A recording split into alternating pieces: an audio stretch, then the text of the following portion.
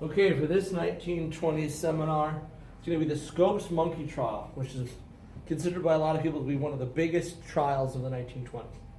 It ends up being about creationism versus evolution, so religion versus science, essentially. First off, we have John Scopes. That's this guy right here.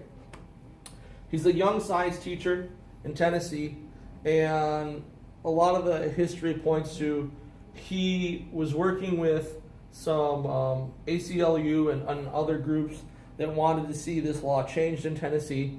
They thought it violated the First Amendment for the freedom of speech.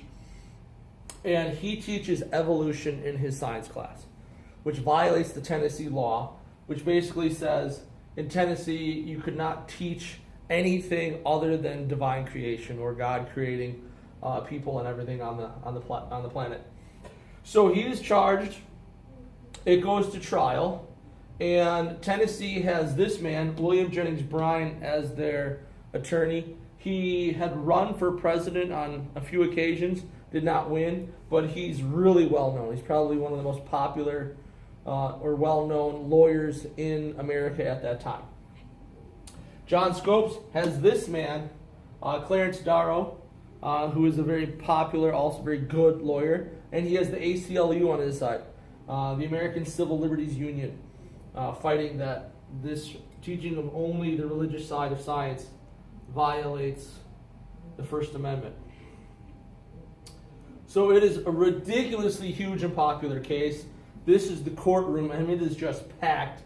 It gets so big and so many people, I mean, standing room only in the back, that the judge actually moves the case out onto the front lawn of the courthouse.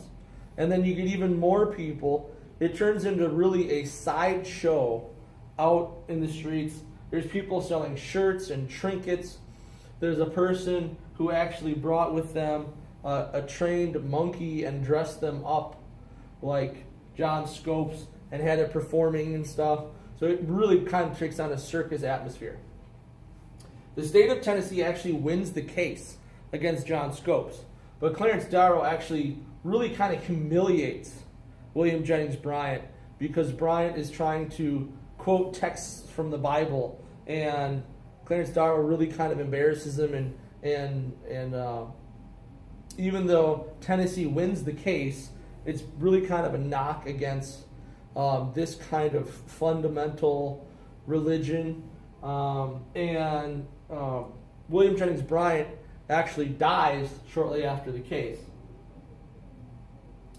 It does go all the way to the Supreme Court, and in 1927, the Tennessee Supreme Court overturns the case, but that was on a technicality, so it wasn't on the merit of the arguments. But then in 1968, the U.S. Supreme Court overrules it that it violates the First Amendment for the freedom of speech and also the separation of church and state, freedom of religion. You can actually go there today, and they have this historical marker. And then I have another clip down here. I'm not going to click on it, but it just explains the whole case again. It kind of goes over it. So if you want to hear the same kind of information from a different person, that would be where you could click on that.